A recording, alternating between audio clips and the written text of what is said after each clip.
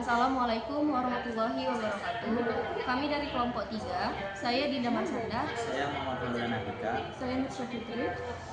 Kami dari Prodi Hukum Ekonomi Syariah semester 3 ingin menyelesaikan tugas mata kuliah Hukum Dagang yang berjudul Perjanjian dalam Hukum Dagang yang dibacakan langsung oleh Nursya Fitri. Pengertian perjanjian. Kamus Hukum menjelaskan bahwa perjanjian adalah persetujuan yang dibuat oleh dua pihak atau lebih, tertulis maupun lisan. Masing-masing sepakat untuk mentaati isi persetujuan yang telah dibuat bersama. Menurut pasal 1313 KUH Perdata, suatu persetujuan adalah suatu perbuatan dengan mana satu orang atau lebih mengikatkan dirinya terhadap satu orang. Pada sarjana hukum, pada umumnya berpendapat bahwa definisi perjanjian yang terdapat di dalam ketentuan tersebut tidak lengkap dan tidak terlalu luas. Tidak lengkap karena hanya mengenai perjanjian sepihak saja dan dikatakan terlalu luas karena dapat mencakup hal-hal yang mengenai janji kawin, yaitu perbuatan di dalam lapangan hukum keluarga yang menimbulkan perjanjian juga, tetapi bersifat istimewa karena diatur dalam ketentuan-ketentuan tersendiri. Juga mencakup perbuatan melawan hukum, sedangkan di dalam perbuatan melawan hukum ini tidak ada unsur tersebut.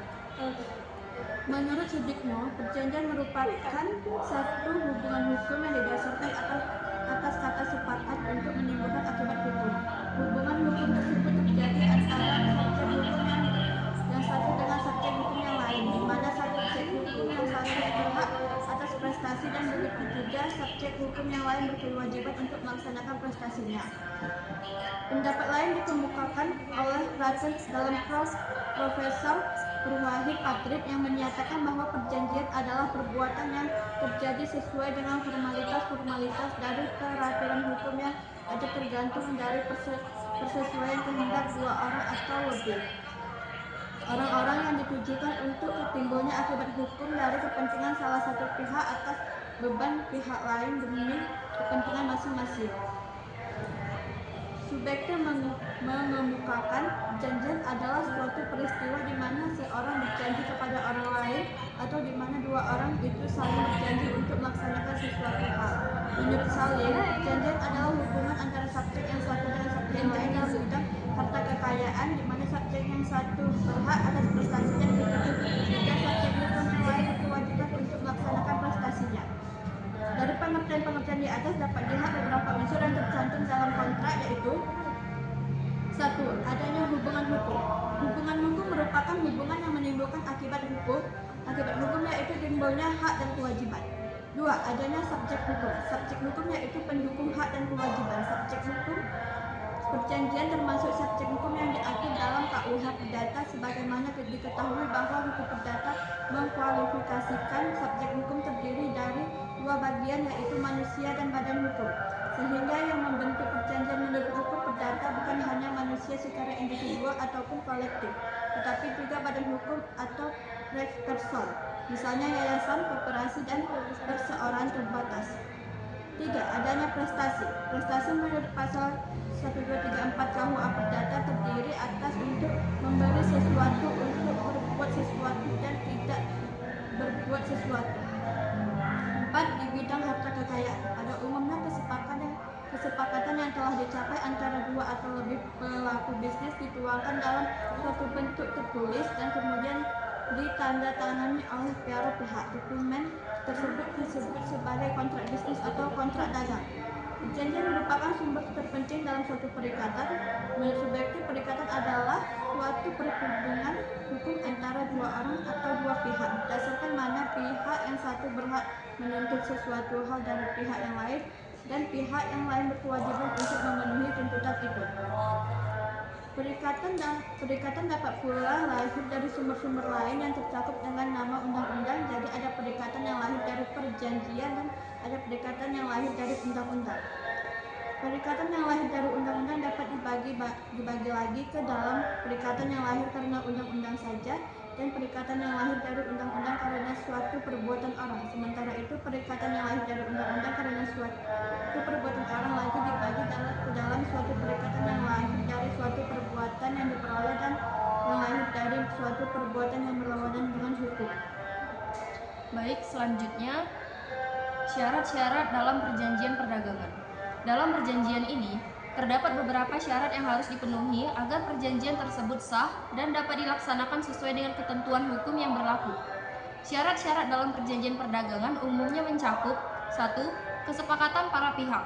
Semua pihak yang terlibat harus sepakat dan menyetujui isi perjanjian tanpa ada paksaan, penipuan, atau kekeliruan.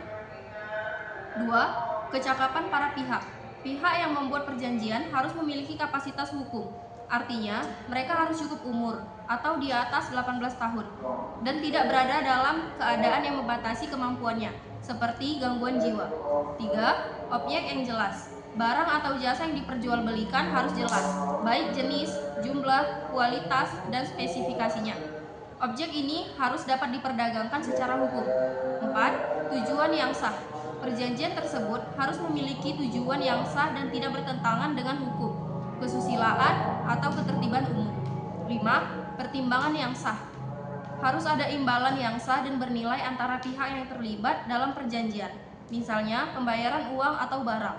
6. Bentuk perjanjian. Perjanjian perdagangan bisa berupa lisan atau tertulis. Meskipun perjanjian lisan sah, disarankan agar dibuat secara tertulis untuk menghindari sengketa di kemudian hari. 7. Kehendak yang bebas. Setiap pihak harus membuat perjanjian berdasarkan kehendak bebas tanpa adanya paksaan, ancaman, atau penipuan. 8. Kepatuhan terhadap peraturan yang berlaku.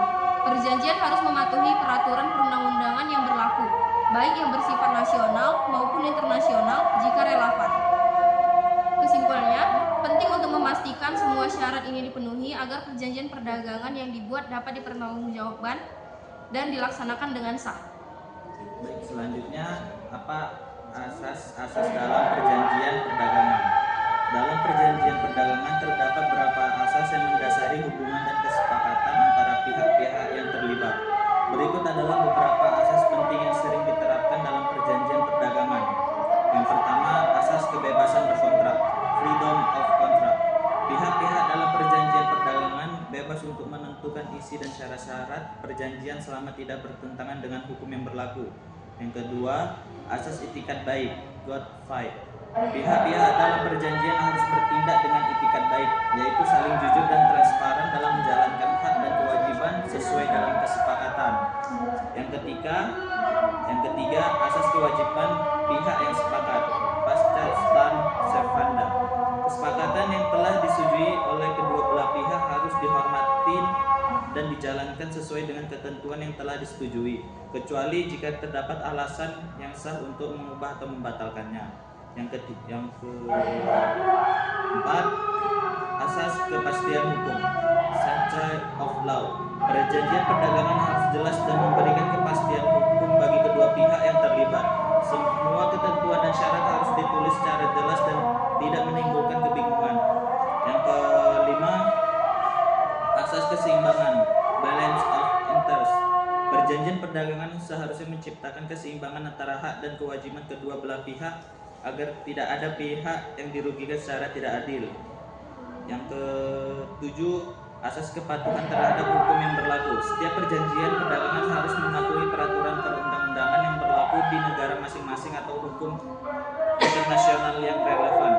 Yang kedelapan, asas transaksi yang jelas, certainty of price. Transaksi yang dilakukan harus jelas termasuk mengenai harga, kualitas barang, waktu pengiriman, dan ketentuan lainnya untuk menghindari sengketa di kemudian hari. Kesimpulannya, asas-asas ini bertujuan untuk menciptakan perjanjian perdagangan yang adil, sah, dan dapat dipertanggungjawabkan baik di tingkat nasional maupun internasional. Baik, sekian hasil dari materi kami. Saya ucapkan